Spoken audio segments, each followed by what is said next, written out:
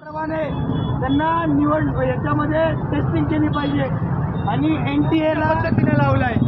विद्यार्थ्यांची अहोरात्राची मेहनत होण्यासाठी म्हणतात डॉक्टर होण्यासाठी विद्यार्थी नीटची परीक्षा देतात आणि विद्यार्थ्यांचा लावलाय।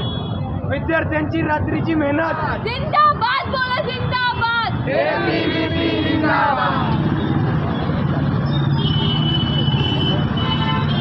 मुलांनी कष्ट करून नीटच्या प्रशासन मुर्दाबाद मुर्दाबाद बोला मुर्दाबाद NTA प्रशासन मुर्दाबाद जिंदाबाद बोला जिंदाबाद जिंदाबाद।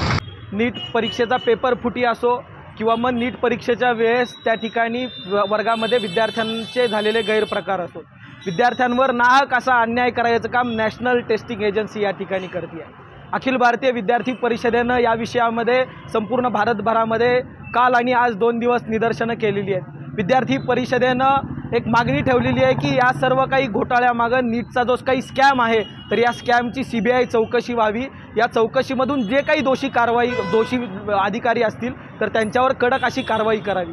आपल्या सगळ्यांना माहिती आहे की आयुष्यातली महत्त्वाची असणारी ही जी वर्ष आहेत ते विद्यार्थी अभ्यास करण्यामध्ये घालवत आहेत। नॅशनल टेस्टिंग एजन्सी नीटची जी परीक्षा आहे तर ती टफेस्ट परीक्षांमध्ये आपल्या देशभरामध्ये येते आणि या परीक्षेमध्ये 720 पैकी 720 मार्क विद्यार्थ्यांना पडाले। तर हा कुठंतरी एक मोठ्या प्रमाणातला घोटाळा या ठिकाणी विद्यार्थी परिषदेला वाटतोय आणि तशा प्रकारचे पुरावेसुद्धा आता समोर आले।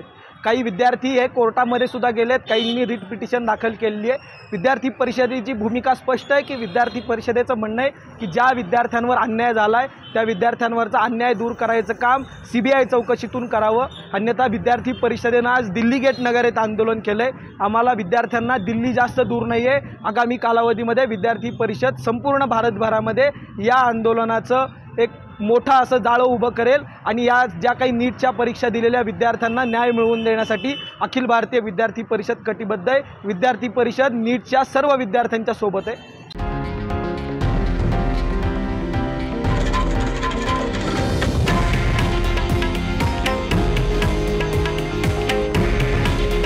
हे आहे देशातील नंबर 1 न्यूज नेटवर्क आणि आपण पाहत आहात TV9 मराठी।